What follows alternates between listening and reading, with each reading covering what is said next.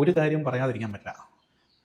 ഈ മോഹൻലാലിൻ്റെ അവതരണം ബിഗ് ബോസിൽ ശരിയല്ല. അദ്ദേഹത്തിന് അങ്ങനെ ഒരു കാര്യമായ രീതിയിൽ കണ്ടസ്റ്റൻറ്റിനോടൊന്നും അങ്ങനെ വർത്തമാനം പറയാൻ, അതായത് ചൂടാവേണ്ട സ്ഥലത്ത് ചൂടാവാനോ അങ്ങനെ അറിയില്ല. ശക്തമായ നിലപാടുകൾ എടുക്കാൻ മോഹൻലാലിന് അറിയില്ല എന്നൊക്കെ പറഞ്ഞിട്ടൊരു വിവാദം ഉണ്ടല്ലോ. കഴിഞ്ഞ 6 സീസണിൽ അത് കേൾക്കുന്ന പുള്ളി. കാരണം ഏതെങ്കിലുമൊക്കെ പ്രേക്ഷകർക്ക് ഇഷ്ടമല്ലാത്ത കണ്ടസ്റ്റൻറ്റിനെ ഇവർ മോഹൻലാൽ ചീത്ത പറഞ്ഞില്ലെങ്കിലോ മോഹൻലാൽ ചോദ്യം ചെയ്തില്ലെങ്കിലോ അപ്പം മോഹൻലാൽ വില്ലനായി മാറും. മോഹൻലാൽ നിൽക്കേണ്ടതൊന്നും പറ്റില്ല, പൃഥ്വിരാജ് വരട്ടെ, സുരേഷ് ഗോപി വരട്ടെ എന്നൊക്കെ പറയും. അല്ലെങ്കിൽ ഹിന്ദിയിലെ സൽമാൻ ഖാനെ കണ്ടുപഠിക്കുക എന്നൊക്കെ പറഞ്ഞിട്ട് കമ്പാരിസണൊക്കെ ആയിരുന്നു. എന്ത് തന്നെ ആയാലും ഒരു കാര്യം പറയാതിരിക്കാൻ പറ്റില്ല.